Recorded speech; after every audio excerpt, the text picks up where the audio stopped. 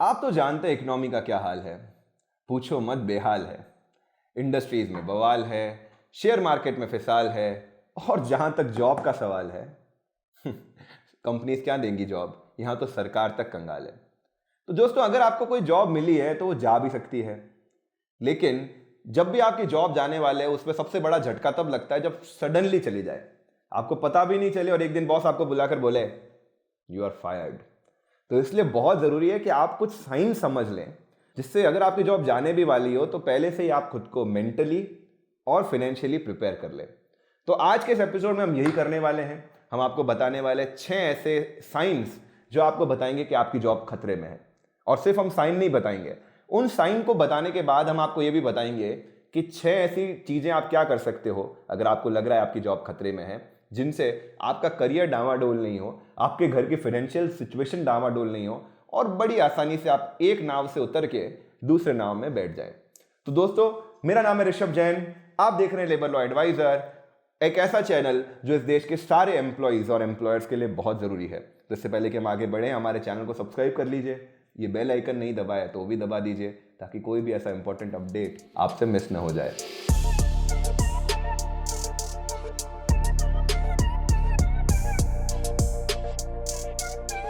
तो इससे पहले कि हम आगे बढ़ें, एक बहुत ही इंपॉर्टेंट अनाउंसमेंट आप सभी के लिए। एक ऐसी चीज जिसके लिए सालों से हमारे पास रिक्वेस्ट आ रही है, ढेर सारे कमेंट्स आए हैं। हमने अपना फर्स्ट कोर्स डिजाइन कर दिया है, A to Z of payroll processing, एक ऐसी स्किल जो इस देश की हर एक कंपनी में काम आती है। प्री बुकिंग शुरू हो चुकी है, लिंक इन डिस्क्रिप्शन। 1 अप्रैल 2020 को लाइव हो जाएगा। इससे पहले कि कोर्स की प्राइसेस बढ़े, आप अपने कोर्स को प्री बुक कर लीजिए। तो नंबर 1, सबसे पहला साइन, सबसे बड़ा sign, you are out of the loop. इसका क्या मतलब हुआ?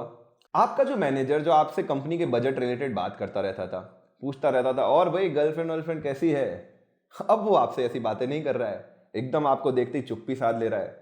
आपका मैनेजर और उसके साथ वाले मैनेजर्स बहुत सारी क्लोज डोर मीटिंग कर रहे हैं। जो भी कंपनी के इंपॉर्टेंट डिसीजंस हैं उसमें अब आपको शामिल नहीं किया जा रहा है, आपसे कुछ पूछा नहीं जा रहा है, आपसे यह भी सलाह नहीं ली जा रही कि दिवाली के फंक्शन में या होली के फंक्शन में कंपनी के मेन्यू में जो लंच हो रहा है, डिनर हो रहा है, उसमें मेन्यू में क्या रखें। तो ये एक साइन हो सकता है कि धीरे धीरे आपको कहीं साइड में खिसकाया जा रहा है, आपकी जॉब खतरे में है। Number 2, the captain has changed.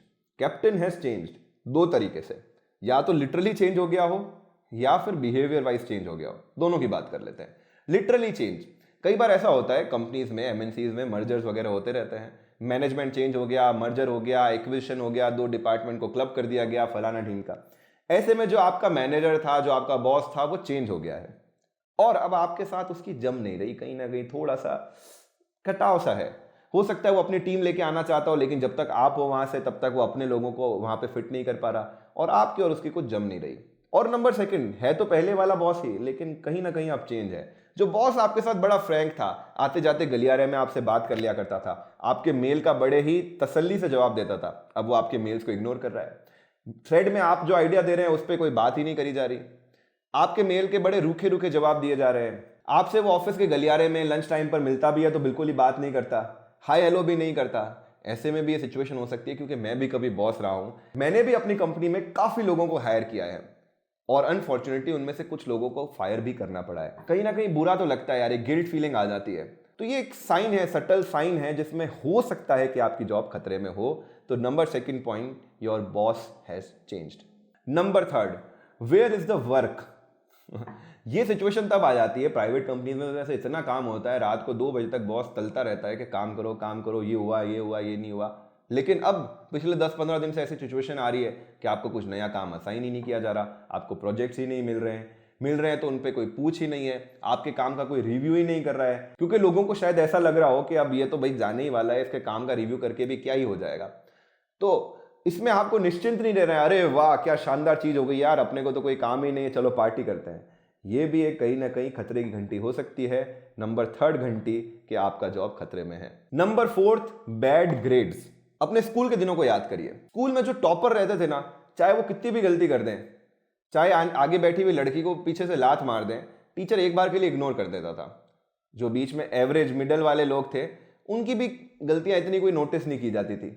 लेकिन एक बार आपके असेसमेंट में नंबर आए खराब, उसके बाद आपकी सारी गलतियां नोट की जाती थी।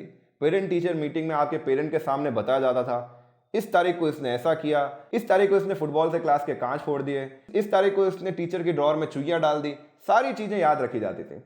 ठीक वही सिचुएशन होती है, एक बार आपका बैड रिव्यू आ जाता है कंपनी में, तो एक बार बैड रिव्यू आने के बाद हो सकता है आपका कोई ट्रांसफर ड्यू हो, जहां आप जाना चाहते हो वो आपको मिले ही नहीं, आपका कोई प्रमोशन ड्यू से बिना किसी रीजन के रिजेक्ट कर दिया जाए, आपके हर काम में जो आपने गलत किया उसकी एक पेपर ट्रेल बनाई जाए, मेल पे लिखा जाए we had better expectation from you, Rishabh तुम्हारा अब ध्यान काम में नहीं रहता है, तुम्हारे जो ये टारगेट दिए गए थे पूरे क्यों नहीं हुए। तो बेसिकली कंपनी तैयारी ये करती है कि जब भी आपको फायर किया जाए तो उसके पास ढेर सारे प्रूफ हो, ताकि आपसे प्रूव कर सके कि आपका परफॉर्मेंस इस कंपनी के लायक नहीं था। Number 5, sinking ship. हर बार नौकरी आपके कारण जाए ये जरूरी नहीं है। कई बार हो सकता है कि आपका डिपार्टमेंट या इवन आपकी ओवरऑल कंपनी अच्छा नहीं कर रही हो और उसको लोगों को फायर करना ही पड़ रहा हो।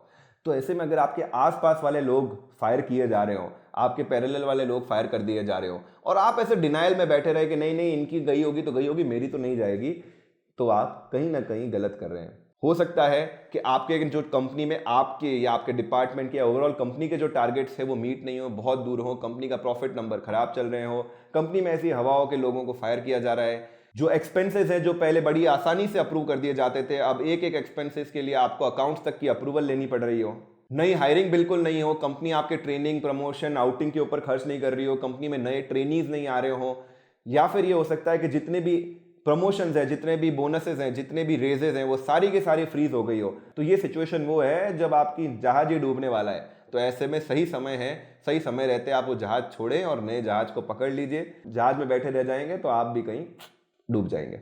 और छठा और आखिरी कारण, रिप्लेसमेंट। प्राइवेट कंपनी में तो ऐसा होता है कि 2 आदमियों का काम भी एक जने से करवा दिया जाता है।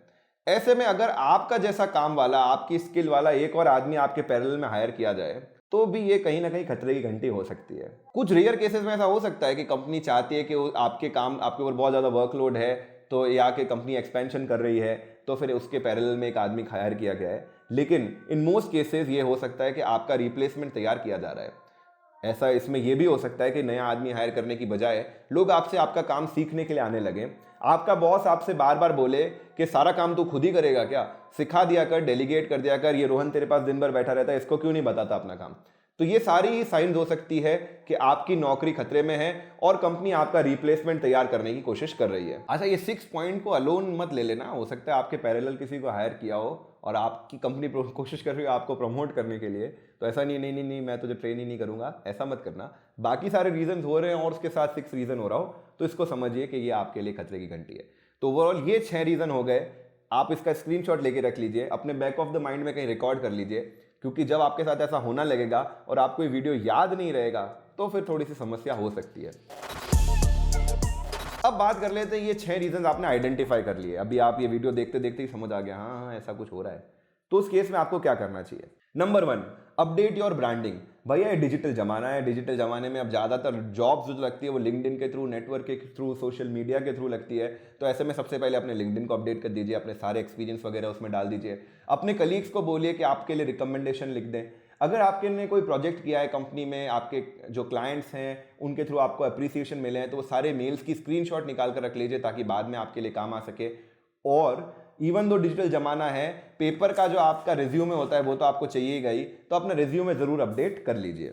Number 2, activate your network. किसी व्यक्ति से आप मिलो और वो तब मिलो जब आपको उसकी जरूरत हो। अरे यार मनदीप आज ही मिला है और 100 रुपये मांग लिया आपने उससे, तो मनदीप बोलेगा गजब कमीन आदमी है, जब भी मिलता है खुद का कुछ काम होता है तभी मिलता है।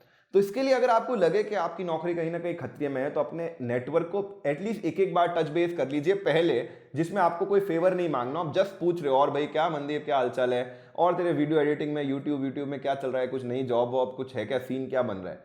तो इससे क्या होगा, आपके नेटवर्क से जब आप सेकंड टाइम या थर्ड टाइम उससे बात करोगे और उससे पूछोगे कि क्या तेरी कंपनी में कोई ओपनिंग है या इस तरह की चीजें, तो बड़े अच्छी तरीके से बताएगा कि हाँ यार ये आदमी तो अपने से बात करता रहता है। तो कोशिश करिए सप्ताह में एटलीस्ट 1 या 2 ऐसे दोस्तों से मिलिए जो प्रोफेशनल लाइफ में अच्छा कर रहे हो या जिनको लगता है कि उनकी कंपनीज में आपके पास जॉब हो सकती है। नंबर 2, आपके आसपास आपके सिटी में कोई भी अगर प्रोफेशनल कॉन्फ्रेंस हो रही है जो आपकी इंडस्ट्री से रिलेटेड है, तो उस कॉन्फ्रेंस में जरूर जाइए, वहाँ पे जो एग्जिबिटर्स हैं उनसे मिलिए, क्योंकि यही लोग हैं जो आपको बाद में जॉब्स दे पाएंगे। और अगर आप इंटरव्यू में जाएंगे तो आपके लिए एक चेरी पॉइंट हो जाएगा कि मैं उस एग्जीबिशन में आया था, आपकी स्टॉल में आया था। इसके अलावा अपना ज्यादा से ज्यादा समय लिंक्डइन पर बिताइए, फेसबुक वगैरह को थोड़ा, इंस्टाग्राम को कम करिए, लिंक्डइन पर लोग देखिए, आपके कौन से कलीग्स ने कंपनी शुरू करी है, स्टार्टअप शुरू करें, अपनी कंपनी में CEO CXO वगैरह वगैरह बन गए, तो उनसे नेटवर्क करिए और ज़्यादा से ज़्यादा लोगों से एडवाइस मांगिए। यानी ये मत पूछिए कि आपकी कंपनी में नौकरी है कि नहीं, उनसे ये पूछिए कि आने वाले समय में क्या करियर ट्रेंड्स होने वाले हैं, आने वाले समय में कौन सी फील्ड का बूम होने वाला है वगैरह वगैरह। इससे उनको बात करने में आपसे मज़ा आएगा, आपको अच्छी एडवाइस देंगे और आपका इनडायरेक्टली फ़ायदा उसमें होने लगेगा।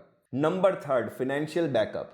जब भी आपकी नौकरी जाती है तो ऐसे बड़े लोग कह गए हैं कि आप अपने इनकम का इतना % हिस्सा बचा कर रखिए ताकि आप अपनी सेविंग्स में डिप कर सकें और सेविंग्स के थ्रू आप अपने 2-3 महीने या जो भी समय है उसको निकाल सकें। तो इसके लिए बहुत इंपॉर्टेंट है कि अगर आपने कोई SIP वगैरह करा रखी है जो इक्विटी में जा रही है, तो उसको एक बार के लिए स्टॉप करके उसको लिक्विड फंड में कन्वर्ट कर दीजिए, ताकि मान लीजिए आपको 25, 30, 50 हज़ार जो भी एक बैकअप बनाना है वो आपका लिक्विड फंड में रहे और आपका उस समय मार्केट डाउन भी हो तो आपका नुकसान नहीं हो। अगर आपको उस समय तुरंत कैश की जरूरत है, मान लो आपकी कोई FD वगैरह रिन्यूअल के लिए आ रखी है, तो उसका एक बार रिन्यूअल पॉज करके वो भी फंड आप लिक्विड फंड में इन्वेस्ट करके रख सकते हैं। एक और इसमें इंपॉर्टेंट चीज, अगर आपने कोई बड़े खर्चे, बड़े शौक पाल रखे हैं तो एक बार उन शौक को कर्व कर दीजिए। नया कार या नया फ्लैट लेने का प्लान है तो उसको थोड़ा 2-3 महीने के लिए डिले कर दीजिए, ताकि ऐसा ना हो कि एकदम से जॉब चली जाए और आपके ऊपर प्रेशर हो EMIs का, इंस्टॉलमेंट्स का, कंगाली में आटा गीला, ये वाली बात नहीं होनी चाहिए। नंबर 4, बी अवेयर, बी जागरूक जनता रहिए। तो मान लीजिए एग्जाम्पल से बात करता हूं, अगर आप फाइनेंस सेक्टर के हैं तो फाइनेंस की कॉन्फ्रेंसेस वगैरह देखने लग जाइए, फाइनेंस की मैगजीन्स पढ़ने लग जाइए, इंडस्ट्री ट्रेंड्स देखने लग जाइए। इसके अलावा अपना रिवीजन शुरू कर दीजिए। इंटरव्यू में किस तरह के क्वेश्चन पूछे जाते हैं, किस तरह की केस स्टडीज होती है इंटरव्यू में, जनरली क्वेश्चन पैप कर लीजिए अपने कलीग्स के साथ बैठ करके, ताकि जब आप इंटरव्यू में जाए तो रस्टी नहीं लगे। और साथ ही साथ हो सकता है ये आपके बुरे समय में सिल्वर लाइन की तरह हो, आपका जॉब गया तो उसको एकदम नेगेटिव लेने की जरूरत नहीं है। ये भी हो सकता है आपने 2-3 साल 5 साल नौकरी कर ली और अब ये राइट समय अपने आप को अपग्रेड करने का, नया कोई प्रोफेशनल कोर्स करने का। क्या है राइट समय? MBA करना है, इंडिया से करना है, बाहर से करना है, CFA कोर्स करना है, इनके एंट्रेंस एग्जाम्स कब होने वाले हैं, वो सारी चीज़ें भी आप प्लान कर सकते हैं कि मान लो अभी जॉब गई है, 2 महीने बाद एंट्रेंस एग्जाम है, उसकी पहले तैयारी कर लेते, एक बार वो एग्जाम फाइट कर लेते, फिर अपन जॉब के लिए वापस फील्ड में आ जाएंगे। और मान लो अपनी जॉब लग गई है, अपना हायर स्टडीज में सिलेक्शन हो गया, तो अपने से एक और ऑप्शन खुल जाएगा। तो जागरूक रहिए, सारे ऑप्शंस ओपन करके रखिए। लास्ट 2 पॉइंट और बताने वाला हूं दोस्तों। नंबर 5 है रिवीजन। अगर आप किसी टेक्निकल फील्ड में, मान लीजिए आप कोडिंग या सॉफ्टवेयर इस तरह की इंडस्ट्री में है, तो अपने आप को रिवाइज करिए इस समय में। नए जो भी प्रोडक्ट्स आ रहे हैं, नए जो भी प्रोग्रामिंग लैंग्वेजेस आ रही है, उसका एक बार रिवीजन कर लिया, देख लिया इंटरव्यू में किस तरह के लॉजिकल क्वेश्चन पूछे जाते हैं, ये सारी चीज़ों का रिवीजन कर लिया, ताकि आप इंटरव्यू में किसी भी तरीके से रस्टी नहीं रहे। और last but not the least दोस्तों, ये पॉइंट बड़े ध्यान से समझ लो, बी इन कंट्रोल। कई बार ऐसा होता है यार, जॉब में पूरी जी जान लगा दी, सब कुछ मस्त चल रहा है, फिर से अचानक से आपको फायर कर दिया, तो दिल तो बहुत दुखता है। तो ऐसे में कुछ लोग क्या करते हैं, अपने बॉस को गालियां देना शुरू कर देते हैं, कलीग से बोलने वाले हैं बॉस ये है, वो है, कुत्ता है साला, ये वो। इस तरह की चीज़ें आपको नहीं करनी है, कंट्रोल में रहना है। क्योंकि अगर आपने अपने पिछले बॉस की बुराई करी तो आने वाला बॉस भी सोचेगा कि यार मैं इसको 2 बार सोचेगा, इसको मैं हायर करूं या नहीं करूं। हमेशा अपने आप को काम कंपोज रखिए। पुरानी कंपनी में किसी से भी रिश्ते तोड़कर आपको जाने की जरूरत नहीं है। बॉस को बोलिए कि it was a great experience working with you, मेरे लिए कुछ फीडबैक हो तो आप मुझे बताइए, ताकि मैं अपने आने वाले करियर में बेहतर कर सकूं। अपने कलीग से अच्छे से मिलकर हैंडशेक करके फिर निकलिए, एक स्माइल के साथ निकलिए। खुद का प्रोफेशनलिज्म हमेशा मेंटेन करके रखिए और किसी भी सिचुएशन में अपनी नौकरी की भीख मत मांगिए, एरोगेंट नहीं बनिए, ऑफेंसिव नहीं बनिए। तो दोस्तों ये थी 6 टिप्स। एक और बोनस टिप आप सभी के लिए बहुत इंपॉर्टेंट, कि अपने आप को अपग्रेड करते रहना आपके लिए बहुत जरूरी है। आने वाले समय में नई नई स्किल्स की आपको जरूरत पड़ती रहेगी, तो जितना भी आपने कुछ नया सीखा है वो कहीं ना कहीं आपके लिए काम आ जाएगा। इसीलिए लेबर लॉ एडवाइजर चैनल ने शुरू करी है LLA अकेडमी, जिसका first course A to Z of payroll processing. Payroll processing एक ऐसी स्किल है जो इस देश में सारी कंपनीज में एटलीस्ट एक बंदे के जरूर काम आती है। कंपनी छोटी है तो हो सकता है CEO CXO वही काम कर रहे हो, बाद में भी जो सीनियर HR मैनेजर हैं, पेरोल एग्जीक्यूटिव हैं, उनके लिए काम आती है स्किल। तो एक बेस लेवल कोर्स हमने डिजाइन किया है, जिसकी प्री बुकिंग ऑलरेडी शुरू हो चुकी है। 1 अप्रैल 2020 को कोर्स लाइव हो जाएगा और उसके बाद फर्दर LLA अकेडमी पर और भी कोर्सेज आते रहेंगे। तो लिंक इन डिस्क्रिप्शन चेक करिए, अगर आप इंटरेस्टेड हैं फील्ड में तो आप प्री बुक भी कर सकते हैं ये कोर्स।